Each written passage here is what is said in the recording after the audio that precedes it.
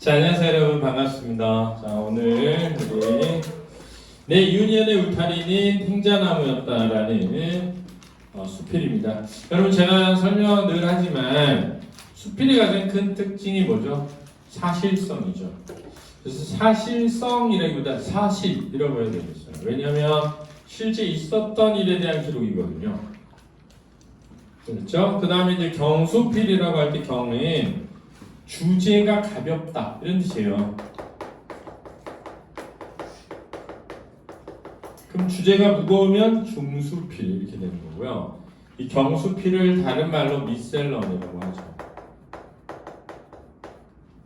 그렇죠? 특히 이런 경수필은 자기 주변에서 일어난 다양한 일들을 기록해서 전하기 때문에 신변, 자기 주변에 일어난 잡기, 잡스러운 기록에 대한 거다 라고 해서 신변잡기적이다 이렇게 얘기하기도 합니다. 그렇죠? 그 다음에 성격은 서정적이다 이렇게 되어 있는데 약간 감성적인 면이 있어요. 이 수필은 어린 시절에 대해서 뭐하고 있죠? 회상하면서, 그렇죠? 그 시절에서는 느끼지 못했던 어떤 인식을 나이가 들어서 해가는 씁쓸함, 슬픔, 깨달음 이런 게 들어있습니다. 체험적이고 교훈적이고요. 제재는 탱자나무인데 삶의 고통에 대한 인식의 변화와 깨달음 이 주제입니다. 비유적이죠. 그렇죠? 탱자나무에는 탱자란 열매도 맺리지만, 그죠? 뭐도 있어요? 가시도 있죠. 그죠? 근데 이 가시를 삶의 어떤 고통에 뭐하고 있어요? 비유하고 있습니다. 그렇죠? 경험적이고요. 사례를 제시하고 있죠. 화가가 나옵니다. 중간에 보면 한 화가 이야기가 들어있어요. 그렇죠? 그래서 사례를 제시하고 있다라는 거 알아두세요.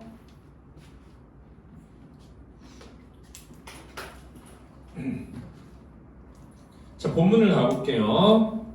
내 유년의 울타리는 탱자나무였다라고 되어 있는데, 네 라고 했으니까 화자 즉 나라는 작가 자신이죠. 그죠? 유년에 그랬으니까 어린 시절을 뭐하고 있다? 회상하는 것이고요. 울타리는 탱자나무였다라고 했는데 탱자나무는 열매는 귤처럼 생겼습니다. 귤보다 약간 작아요.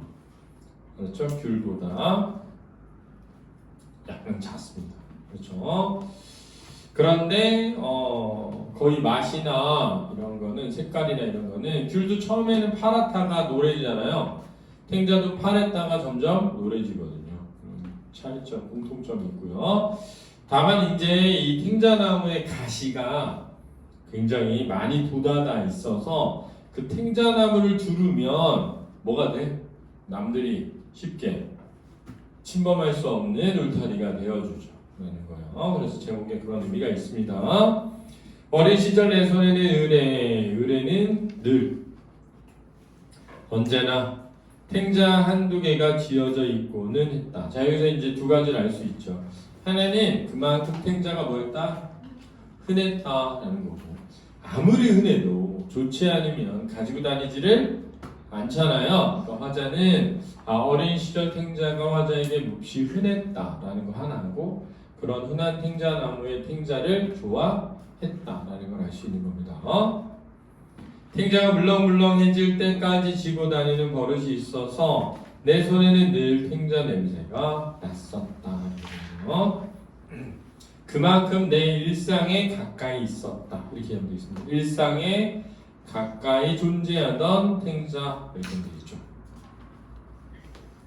크고 노랗게 잘 익은 것은 먹기도 했지만 아이들은 먹지도 못할 푸르스름한 탱자들을 일 없이 따다가 아무데나 던져놓고는 했다. 여기서 일 없이는 까닭 없이 또는 실속 없이 이렇게 되겠습니다. 니네들 생각해봐.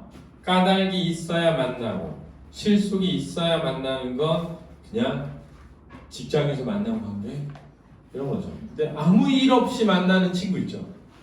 아무 이유 없이 볼까? 이래가지고 보는 거.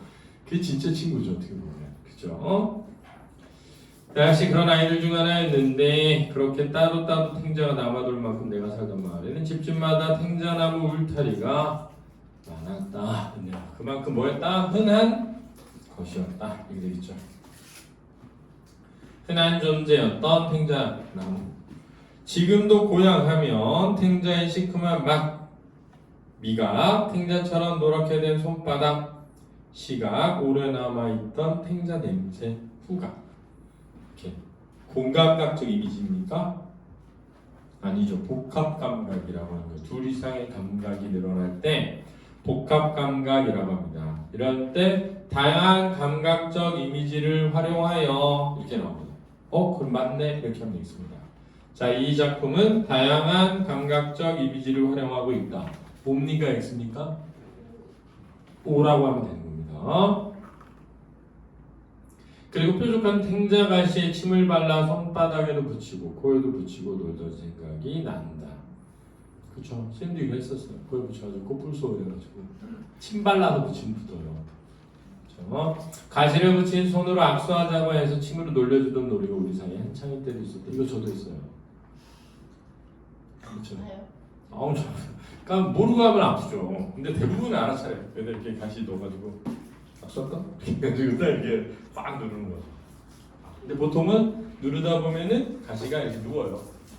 그래서 성공은 잘 안 하는데 그리고 대부분이 안 하죠.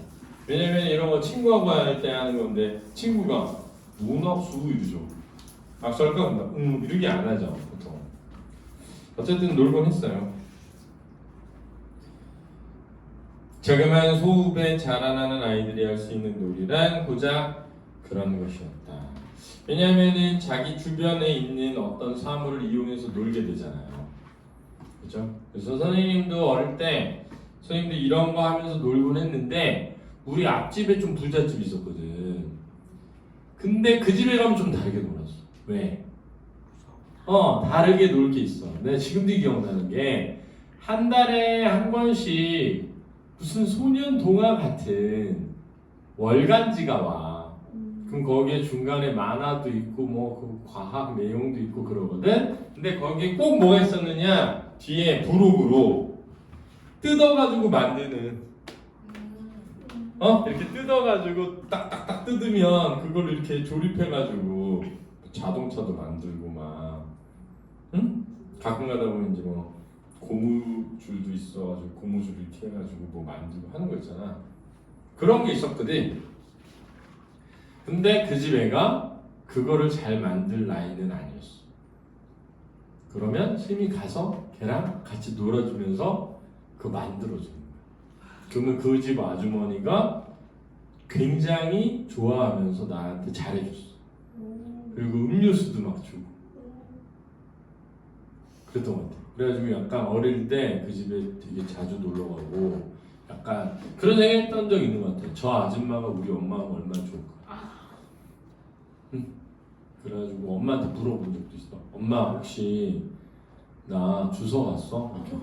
그래도 우리 엄마가 되게 막 다정한 눈빛으로 어디서 널 주워와? 말면서 막 우리 아들을 엄마가 낳은 아들이지 소중한 이렇게. 엄마 또 나름대로 내가 혹시 주워온 아이라고 걱정하는 줄 알고.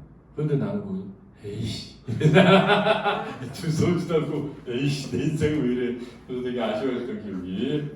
어떻게 알았어? 그래서 한 대 맞았네요. 자, 여러분도 그런 생각해본 적 없겠죠? 그죠? 저는 해봤습니다. 그래서 탱자가시에 찔리고 나는 것이 예사였는데 예사라는 게 뭐야? 늘상 있는 일. 한 번은 가시 박힌 자리가 성이 나 손이 퉁퉁 부었던 적이 있다. 벌겋게 부어오른 상처를 보면서 나는 생각했다. 왜 탱자라면 가시가 있는 것일까? 그리고 찔레꽃, 장미꽃, 가시야. 열거법이죠. 가시를 가진 꽃이나 나무들을 차례로 꼽아보았다. 그 가시들에는 아마 독이 들어있을 거라고 혼자 멋대로 단정해버리기도 했다. 부정적인 판단을 한 거죠. 그러니까 아주 깊이 생각해보지는 못했던 거야. 얼마 후에 아버지는 내게 가르쳐 주셨다. 가시에는 독이 있는 것은 아니고 그저 아름다운 꽃과 열매를 지키기 위해 그런 나무들에는 가시가 있는 거라고. 다른 나무들은 가시 대신 냄새가 지독한 것도 있고. 누구? 은행. 은행 정말 열매 떨어졌는데 그거 밟으면 진짜 너무 냄새 나죠. 그죠? 나뭇잎이 아주 써서 먹을 수 없거나 열매에 독성이 있는 것도 있고. 그래서 원래는 아몬드 있잖아, 아몬드. 원래 아몬드에 독성이 있는 아몬드가 많대. 근데 이제 그 독성 있는 아몬드는 인간에 의해서 베어져 버리고 독성이 없는 아몬드만 인간이 막 더 길러서 지금 아몬드들이 독성이 없는 아몬드들이 훨씬 더 많다는 거예요. 훨씬 더. 그런 것들도 있는 거지, 독성이 있는. 그지? 아몬드 하면 생각나는 거 그런 거잖아. 할머니가 맨날 아몬드 3개씩 가져와가지고 주는 거야, 먹으라고. 알지? 그래가지고 할머니 어디서 아몬드가 이렇게 나요? 그랬더니 아몬드 초콜릿 그래서 초콜릿만 먹고 준 거라고. 갑자기 너 왜 인사가 왜 그랬어? 그랬던 기억이 나네요. 자, 아빠한테가 장난 그렇게 심했었어. 이렇게 살아있는 생명에게는 자기를 지킬 수 있는 힘이 하나씩 주어져 있다고. 자, 이게 유추죠.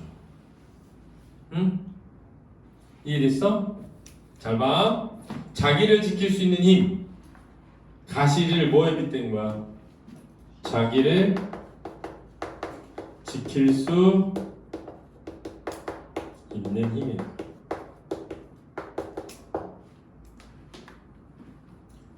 가시를 자기를 지킬 수 있는 힘에 빗댄 거죠. 알았죠? 그러니까 이런 것들이 바로 깨달음이 되는 거고, 이런 깨달음이 무슨 적이 되는 거야? 좋은 적이 되는 거야.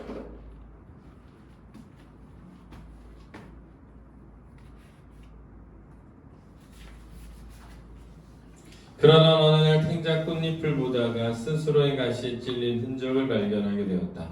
바람에 흔들리다가 제 가시에 쓸렸으리라. 자, 이 부분은 이제 추측이죠. 스스로를 지키기 위해 주어진 가시가 때로는 스스로를 찌르기도 한다는 사실에 나는 알 수 없는 슬픔을 느꼈다. 역설적 상황이죠.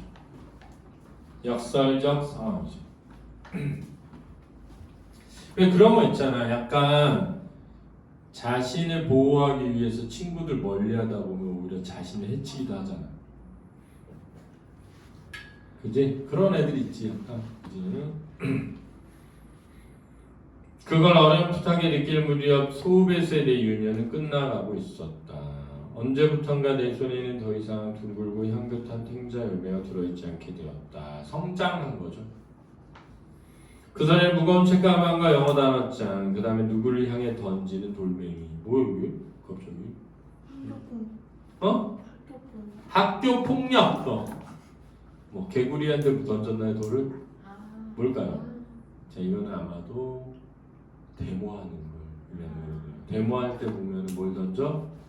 돌 던지잖아요. 대학에 들어간 거죠. 대학에 가서 뭐도 한 거야? 데모도 한 거죠. 때로는 술잔에 들려고 있곤 했다. 지금도 진짜 대학 때 돈 없을 때 잔디밭에서 풀 뜯어 먹으면서 근데 진짜 너무 배가 고파서 먹은 게 아니라 약간 뭐라 그러지? 술 좀 취했는데 약간 뭐라 그러지? 허영심은 아니고 약간 애들한테 막 과시하는 욕 이런 걸로 막 그랬다는 얘기를 하고 싶어. 어제 우리 저기 뭐야 잔디밭에서 풀 뜯어 먹었어 막 이렇게 얘기하고 싶어서 먹은 적 있어. 실제로. 그다음에 대학 다닐 때 한 번은 그 고추 참치 알지? 고추 참치를 소주랑 먹으려고 사왔는데 어떤 애가 데워서 먹는다고 난로 위에 올려놓은 거야. 옛날에 학교에 난로 있었거든. 집탄 난로 같은 거. 근데 난로 위에 올려놓을 때 참치를 어떻게 해야 돼? 캔을 따놔야 되잖아. 근데 이 멍청한 새끼가 캔을 안 따고 올려놓은 거야. 그러니까 점점 끓으면서 부피가 뭐해? 커지잖아. 빵 하고 터졌어.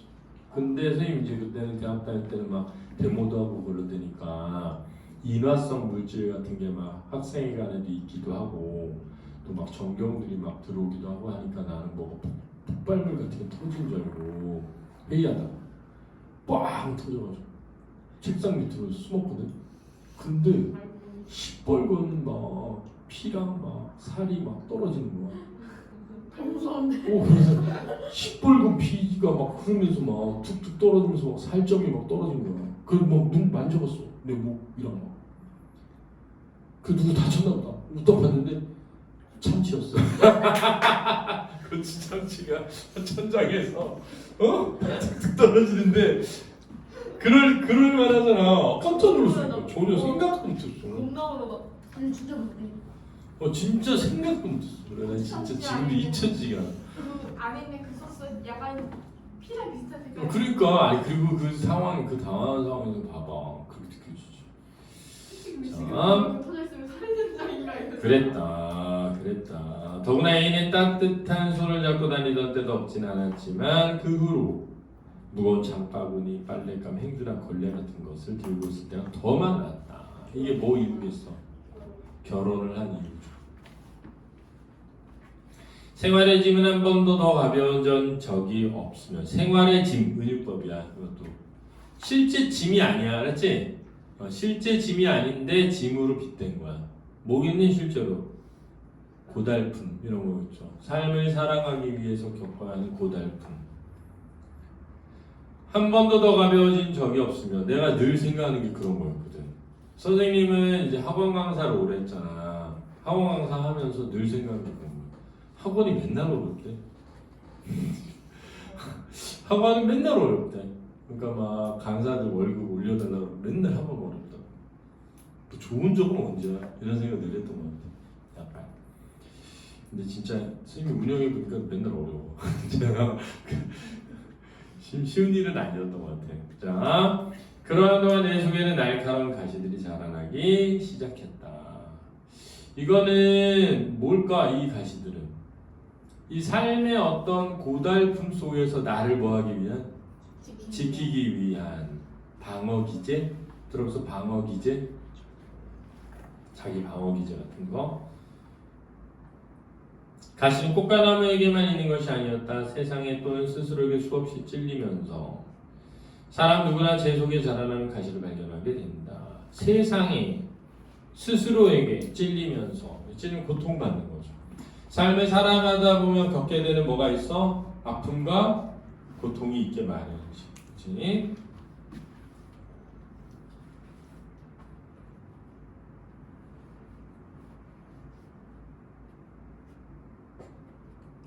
사람은 누구에게나 제 속에 자라는 가시를 발견하게 된다. 대응하는 거죠. 그것을. 외부의 가시로부터 오지 대응하는 내부의 가시가 생기는 거죠. 한번 심어지고 나면 쉽게 뽑아낼 수 없는 탱자나무 같은 것이 마음에 자리 잡고 있다는 것을 뽑아내려고 몸부림칠수록 가시는 더 아프게 자신을 찔러댄다는 것을 알게 되었다. 그래서 뽑아낸다는 건 삶의 고통을 뭐한가? 부정하는 거죠. 이게 무슨 말이야? 삶의 고통을 부정한다는 거니까 난 안 아파. 나 정말 하나도 안 아프다. 이런 거야? 힘들고 싶지 않다. 고통스럽고 싶지 않다지. 근데 니네 생각해봐. 나 진짜 공부하기 너무 싫다. 그러면 행복해져? 더 힘들어져? 더 힘들어지지. 나 진짜 공부 너무 하기 싫다. 자꾸 그런 생각하면 더 힘들어지지. 공부해야지 뭐 이러면 되는데. 그러니까 이거지. 내가 세상의 가시에 찔려. 세상의 가시에 찔리는데 원래 세상이 그런 거지 뭐 하면 덜 할 텐데 이 가시 너무 싫어 뽑아내고 싶어 라고 생각하면 할수록 더 아프죠. 왜? 벗어날 수 있는 게 아니어서. 그걸 더 좋아하는. 그렇지? 뭐 공부하기 싫다? 자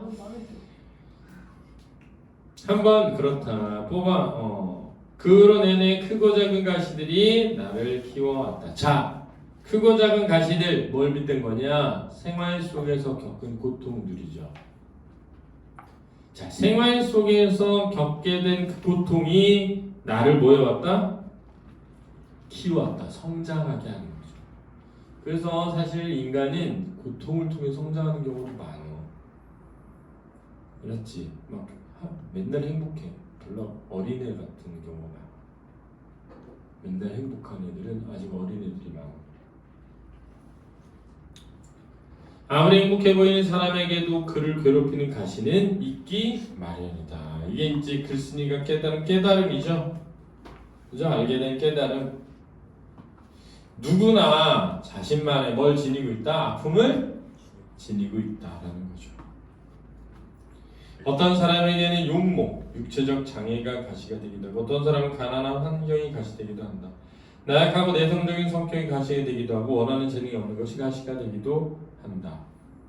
열거법 그리고 예시의 나열 그리고 그 가시 때문에 오랫도록 괴로워하고 삶을 혐오하게 되기도 한다.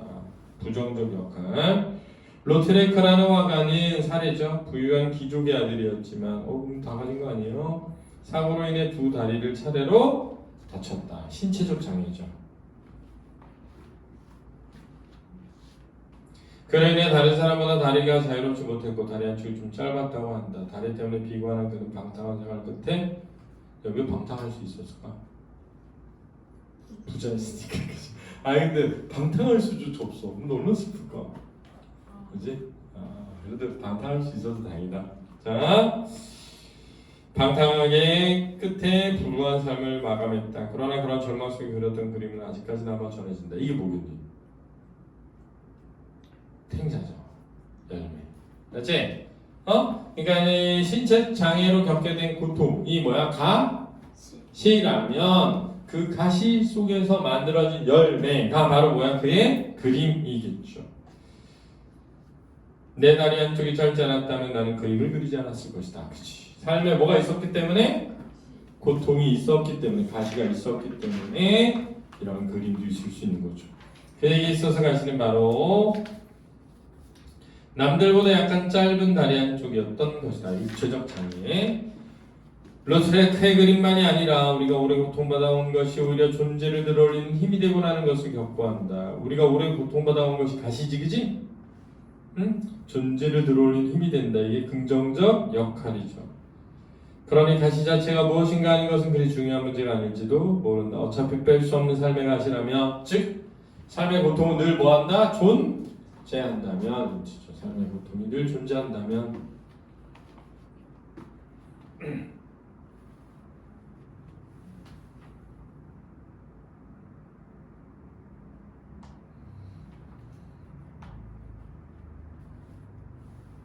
어떻게 받아들이고 다스려 나가느냐가 더 중요하지 않을까 싶다. 자, 그래서 뭐야?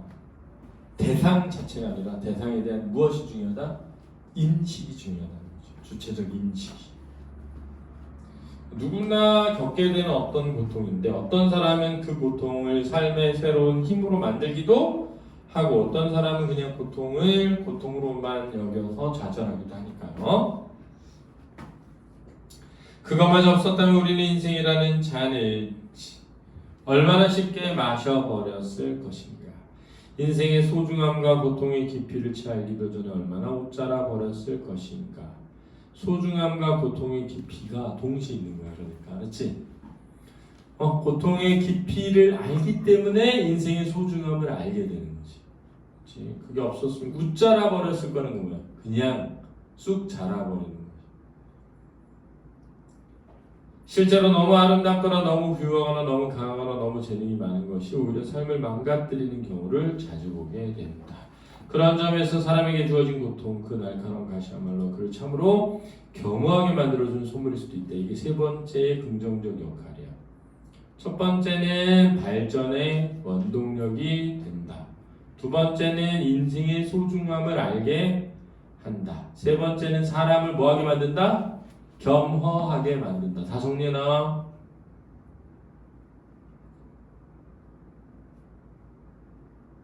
그리고 뽑혀지기를 간절히 바라는 가시야말로 우리가 더 깊이 끌어안고 살아야 할 존재인지도 모른다. 즉 가시라는 부정을 긍정적으로 뭐 하는 거야?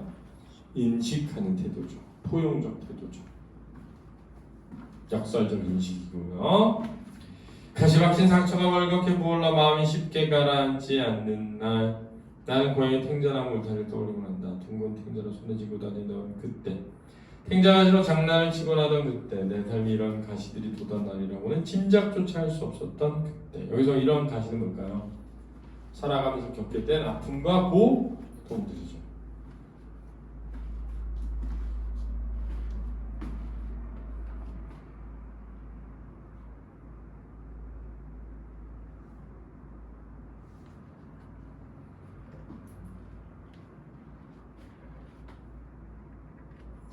그 평화롭던 유년의 울타리가 탱자나무로 되어 있었다는 사실이 내게는 어떤 전언처럼 받아들여진다.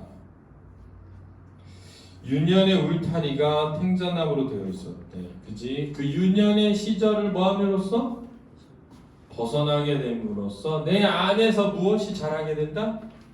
가시가 자라게 되는 것이. 그렇지?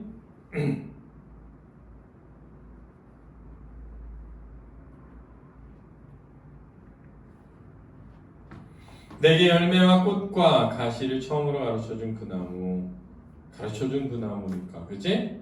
교훈적이고 깨달음이 있는 거야. 내가 살아가면서 잃어버려야 할 것과 지켜야 할 것을 동시에 보여준 나무. 여기서 잃어버려야 할 것은 뭘까? 삶에 대한 불평이나 원망. 지켜야 할 것은 소중함에 대한 인식. 그러면서 나와 함께 좁은 나이테를 늘려가고 있을 탱자나무. 좁은 나이테를 늘려간다는 건 훌쩍 자라는 거야? 조금씩 자라는 거야? 조금씩 자라는 거죠. 삶에 고통이 없다면 어떻게 자랐을 것이다?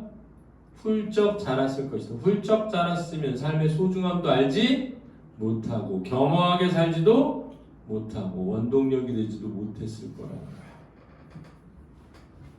눈앞에 그치 푸른 탱자나무를 떠올리고 있으면 부어오른 마음도 조금은 가라앉게 된다. 위로와 위안이죠. 위로와 위안이 됩니다. 언젠가 탱자나무 울타리를 같이 지나게 된다면 가정이야. 아마도 나는 그 사이에 더 굵어진 가시들을 조심조심 어루만지며 무어라 중얼거릴 것이다. 그래서 더 굵어진 가시들은 내 안에서 자란 가시들이겠죠. 그죠? 그리고 오래전에 잃어버린 탱자 하나를 슬그머니 따서 주머니에 넣고 그 푸른 울타리를 총총 떠날 것이다. 만일 가시들 사이에 키워낸 그 향기로운 열매를 내게도 허락해 준다면, 즉 삶의 고통 속에서 나도 삶의 소중한 무엇인가를 뭐하고 싶어? 이루고 싶은 마음이죠. 삶의 고통 속에서 소중함을 이루고 싶은 마음, 이렇게 정리하면 되겠습니다. 이해됐나요? 잘 알겠죠? 자, 문제 꼭 풀어봐야 됩니다. 수고하셨습니다.